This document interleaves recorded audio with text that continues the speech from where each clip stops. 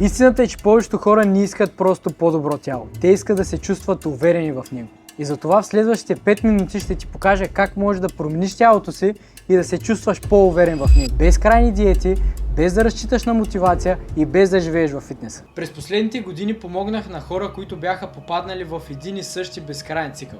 Започват, отказват се и после започват от начало. Хора, които бяха изгубили вече вяра в себе си и в собственото си тяло.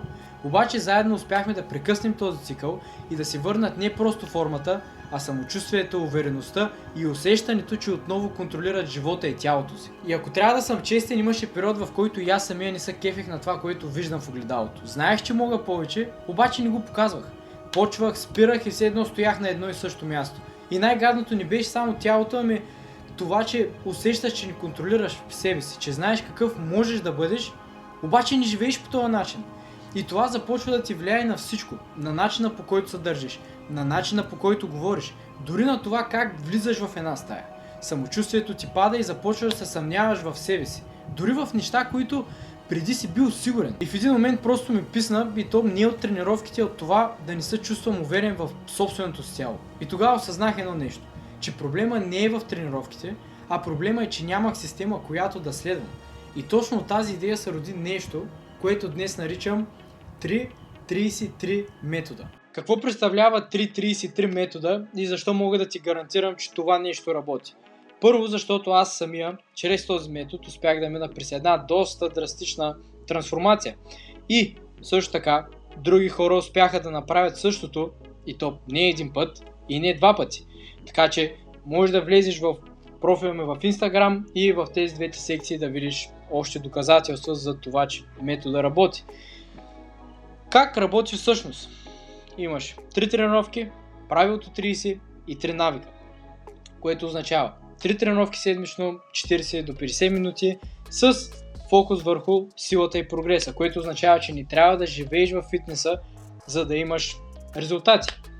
По-малко време в фитнеса, повече резултати, малко mindblowing, нали? След това, правилото 30. Какво означава това? Без крайни диети, без забранени храни и устойчив режим, който можеш да поддържаш много дългосрочно. Което означава, че не трябва да се отказваш от любимите си храни, за да имаш резултати. Защото ако го направиш в един момент, просто ще бърнаутнеш, ще захвърлиш всичко и ще се върнеш в начална точка. След това, трите основни навика. Имаш 3 основни навика, които трябва да правиш всеки ден, тъй като знаем, че не е важно само какво правиш във фитнеса, важно е какво правиш извън него. И вече след 3 месеца не си същия човек. Представи си как се събуждаш сутринта, гледаш се в огледалото и за първи път от много време се кефиш на това, което виждаш. Стоиш по-изправен, движиш се по-уверено и усещаш, че контролираш тялото си. И причината да мога да постигна тези резултати не е, че на мен ми се тренира всеки ден. Истината е, че аз имам дни, в които нямам никакво желание. Разликата е, че имам система, която работи независимо от това как се чувствам. Не разчитам на мотивация, не разчитам на настроение, разчитам на структура, която следвам всеки един ден. И ако това е нещо, което искаш да направиш и за себе си, трябва да действаш на време, защото не работи с много хора едновременно. Така че ако искаш да разбереш как това може да работи и за теб, просто ми напиши fit на лично съобщение в Instagram. И причината местата да се запълват толкова бързо е проста. Това нещо работи.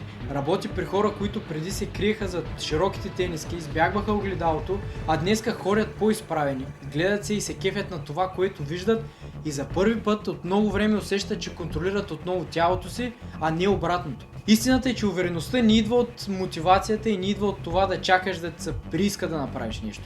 Идва от действията, които повтаряш, докато станат част от това, кой си ти всъщност.